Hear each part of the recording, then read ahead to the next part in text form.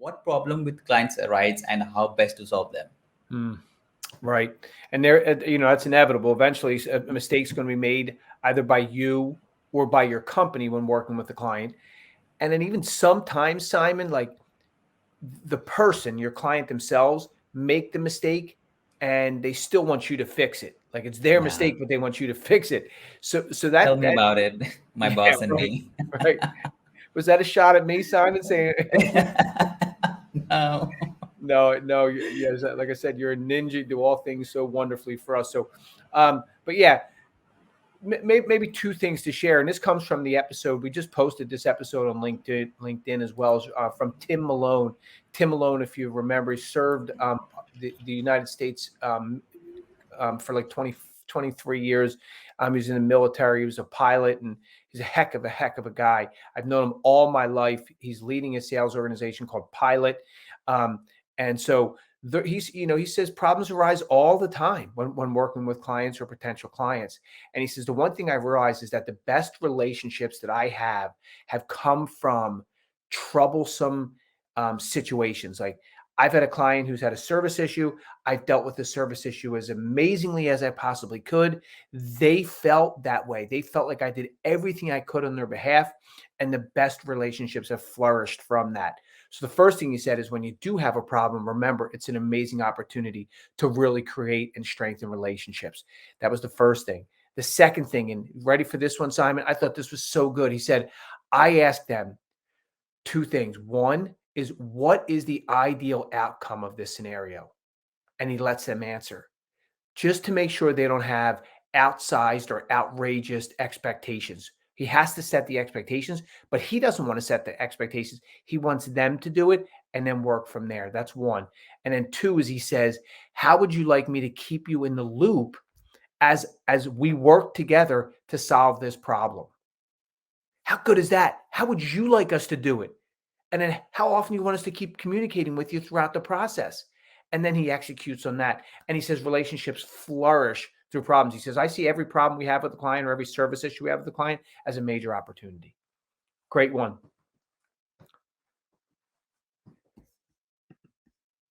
I lost you. I can't hear you. No, we're just checking if you can, well, if you can read my lips, but never mind. But relationships are very important, Colin. I'm 100% with you, right? Also, when we work with the clients, we need to make sure we understand what are their needs. But sometimes, Colin, you get to work with a lot of clients. So my next question comes from there: that how do you show true interest when you're working with clients or prospect? There's a lot of answers to this. I'm going to go to Christopher Fu, Chris Fu. He was episode. Do you remember that 25? I believe. Yeah, he was 25. Yeah. Anyway, Chris Fu was on the podcast. He's a wealth advisor out in the West Coast in the United States. He's out in California, and he launched his business in one of the worst markets we've seen, like 2008, when the whole global crisis was happening and the credit crisis and things were really, really, really bad. And he said, the easiest way to describe how I grew my business, the easiest way to explain what happened where I went from like no clients to a lot of clients is, he said, I fully listened to every one of the people I was talking to in three different places. When they asked a question, I let them fully ask the question. In other words, many times people start asking a question and someone starts answering it before they get done asking it. He said, I let everyone finish every question they asked. That's one. Two is, he said, people love to tell their story. People love to tell like where they came from and how they got the money that they have, or how they've grown to the successful person they've had, or the struggles they've gone through. And he said he would simply just ask people, tell me a little bit about your story. Tell me about who you are. And he would listen to that so intently. And then the third thing is, sometimes people just want to be heard as it relates to their knowledge in a specific field. So if you're selling technology products, financial products, whatever it happens to be, he would ask them, what's your experience with this product, or what's your experience in this industry, or what's your experience with using these tools? And he said, once I asked that question, people wanted to share their knowledge. And he said, I listened fully and intently all the way through. I never interrupted anybody. And over time, people love listeners. People love people who are interested. And so that's what Chris figured out.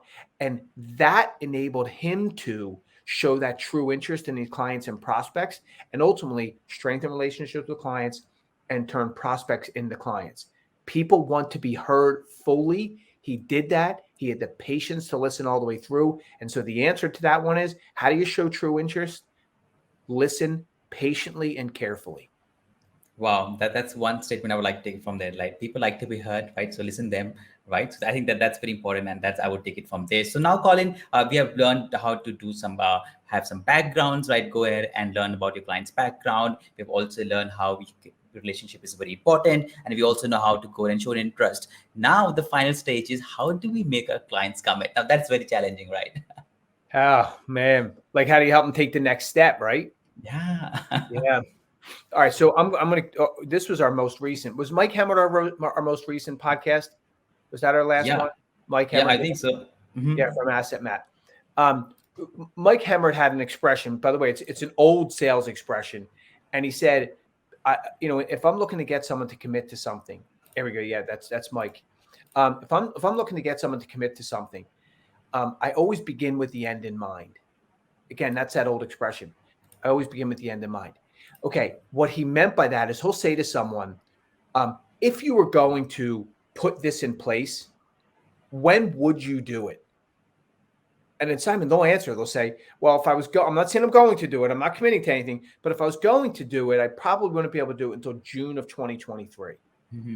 Okay, so like June of 2023, what would the process look like from June of 2023 from there to like now? Like, what steps would it take to actually make that happen? He starts taking people through the steps. They start walking them through the steps. He never even they didn't even know he was trying to close them. He never even got them. He never even knew that he was trying to get them to commit. Yet they were committing to all the steps to ultimately get the things implemented. He sells software programs. I thought it was great. Simon is like, just ask people, if you were going to do something, what would it look like? And then let them start telling you the steps. They start telling you the steps. You start taking notes, and then you help them take those steps and ultimately get them to commit. And I thought that was great from Mike Hemmert and Asset Matt. Wow, Colin, that was absolutely great. You answered all the questions so very nicely, and I think you just summarized all the last 3 to 4 episodes that we have done, and there's some really good takeaways to take from this podcast. Any file that you want to plug in before we end the podcast today, a special episode? Well, I do know our next 4 shows, our next 3 shows are spoken for, but we are always looking for guests, always looking for amazing guests to talk about wonderful ways to sell better and communicate with clients more effectively. So that would be one thing. Second thing is, thank you for the wonderful questions you asked. And again, if you want one of those t-shirts, reach out to Simon or I, and we'll make sure to take good care of you. Good selling, everyone. I wanted to do it. Do it, Simon. I always wanted to do it. Thank you so much, Colin, for your time today. It was lovely hosting you, and good selling, everyone.